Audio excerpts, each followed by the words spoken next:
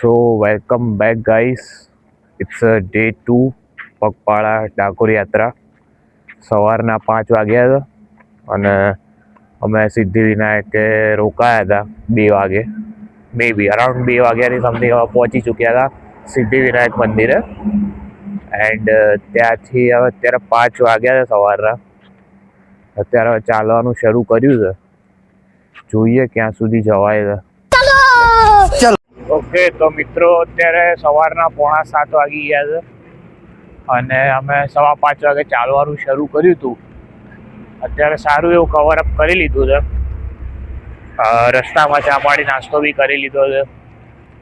And ડાકોરેથી લગભગ 39 kilometre something છે. તો જોઈએ હવે આગળ. તો ફાઇનલી ગાઈસ ફ્રેશ થઈ ચૂક્યા છે, એકદમથી નહીં ધોઈને રેડી. ભૂપેન્દ્ર જોગી. હવે ખબર નહીં હતી કેટલું બાકી છે, જોઈએ હવે.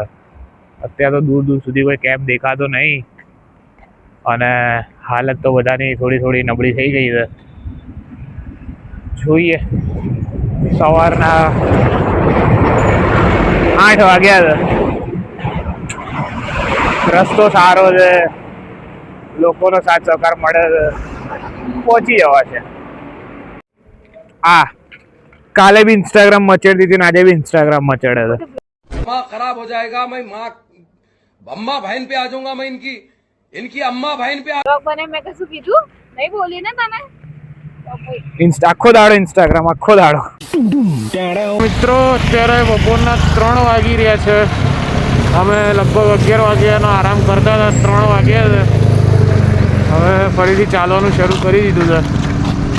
અહીંથી મૌધા લગભગ 6 કિલોમીટર છે.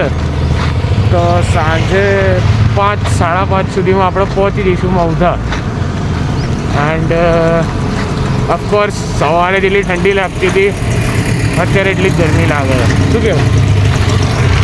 તો ગાઈસ અહીંયા ખૂબ સરસ કેમ્પ છે. 11 છે તો બધા માટે ફરાળનો નાસ્તો, મીન્સ કે વેફર છે, કેળાની વેફર છે, બટેકાની વેફર છે, કેળા છે.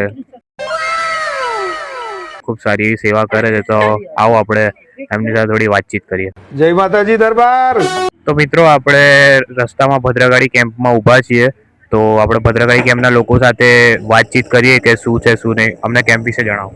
એટલે કેમ્પનું તો એકચ્યુઅલી અચાનક જ તૈયાર થયું છે અને આ ભગવાનની કૃપા છે બધી, અને ભગવાનના કારણે જ આ બધું થયું છે. અને સેવા કરવું એ અમારું શું કહેવાય, અમારા દિલથી ઈચ્છા જ હતી.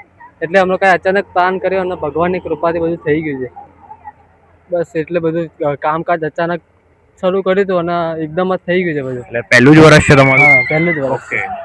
એન્ડ અનપ્લાન્ડ કેમ્પ છે તમારો? હા, કોઈ પ્લાનિંગ સાથેનો કેમ્પ નથી તમારો? પ્લાનિંગ નથી, અચાનક જ એનો કાંઈ હજી તો આમ તૈયાર વિચાર કર્યો હતો મગજમાં હજુ, અને એના પછી ડાયરેક્ટ જ થઈ ગયું છે. ઓકે, અમે અહીંયા થોડો વિરામ કરીએ છીએ અને રિદ્ધિની હાલત ખરાબ થઈ ચૂકી છે. રિદ્ધિ તને પછી મારી અસલિયત સામે આવી ગઈ. ના સાંભળે રિદ્ધિ, તને કેવું ફીલ થઈ રહ્યું છે? ચૂપ રહે ને. તને શું ફીલ થઈ રહ્યું છે? નહીં કેવું મારે યાર. નન્નારી નારે તાની નન્નારો તાને નાને નો. તમે કહો. अगर आज दानिश भाई जिंदा रहते थे ना तो किसी का नाम ही नहीं रहता था. શું કહું? પગ તારા દુખે છે અને હું આટલા આવાના કેટલા ભર્યા?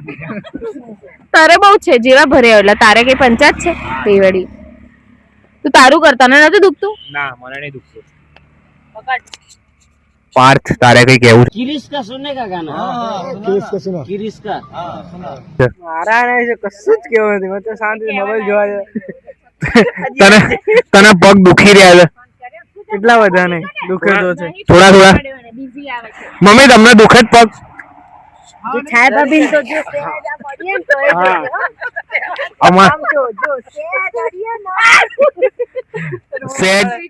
સહેજ જ અડીએ ને એટલે સ્વિચ ઓન થઈ જાય, બૂમો પડી જાય. હા, તમને કેવું લાગ્યું? બહુ સરસ લાગ્યું. હાથમાં પકડો. કેવું લાગે તમને? બહુ સરસ લાગે છે. હા, મજા આવે છે. ના, નથી કરાવી, મારે નથી કરાવી મસાજ. ચિત્તો. તો ગાઈસ અત્યારે 10:57 થઈ ગઈ છે અને આપણે શ્રી સિકોદર ફાર્મનો કેમ્પ છે કે જે લાલાભાઈ આર ભરવાડ ઉર્ફે બાદશાહ રામોલ વાળાનો છે. એમાં આપણે વિસામો લીધો છે. ખૂબ સરસ ફાર્મ છે, ખૂબ સરસ સેવા આપે છે. તો તમે જોઈ શકો છો, તમને બતાવું છું. ખૂબ સરસ ફાર્મ છે. તેની સાથે સાથે ખૂબ જ સરસ એવી રહેવાની સુવિધા કરી છે, જમવાની સુવિધા કરી છે. બતાવી શકું રહેવા માટેની ઉત્તમ સુવિધા છે. જમવા માટે ડાઇનિંગ ટેબલ્સ પણ ગોઠવેલા છે. તેની સાથે સાથે ખૂબ સારો સ્ટાફ છે કે જે જમવા માટે પણ હેલ્પ કરે છે. મીન્સ કે તમારે કંઈ પણ કામ હોય તો તમને હેલ્પ કરી આપે છે. તો એની સાથે સાથે અહીંયાના જે કહેવાય કે હાઇજીનને પણ સારું એવું ધ્યાનમાં રાખેલું છે. ના તો તમને ક્યાંય કચરો કે એવું દેખાશે. અને ખૂબ સરસ લોકોને રહેવા માટે બનાવ્યું છે. ખાસા લોકો અહીંયા રહે છે અને ખૂબ સરસ એવા રિવ્યૂ આપે છે. મિત્રો, આજનો વ્લોગ આપણે અહીંયા જ સમાપ્ત કરીએ છીએ. મળીએ છીએ Day 3 ઓફ પગપાળા ડાકોર યાત્રા. ત્યાં સુધી આવજો.